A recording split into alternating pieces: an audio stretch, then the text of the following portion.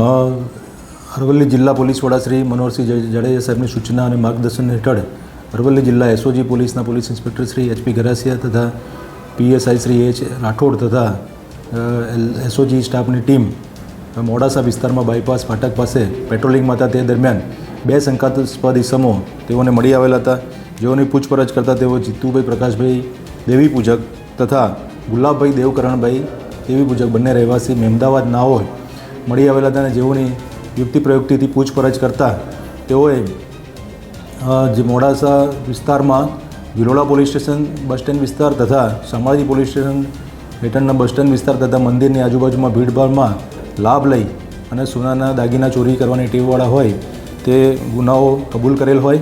જે ગુનાના કામે તેઓની પાસેથી ભિલોડા પોલીસ સ્ટેશનના 1 ગુનો તથા શામળાજી પોલીસ સ્ટેશનના 3 ગુનામાં ચોરીમાં ગયેલ સોનાની ચેન મુદ્દામાલ રિકવર કરવામાં આવેલો છે. તેમજ તેઓની પાસેથી 2 મોબાઈલ ફોન મળી કુલ 3,41,000નો મુદ્દામાલ બંને આરોપીઓને અટક કરી અને કબજે કરવામાં આવેલો છે. અને બંને આરોપીઓને જે તે પોલીસ સ્ટેશનમાં ગુનાના કામે અટક કરવામાં આવેલ છે.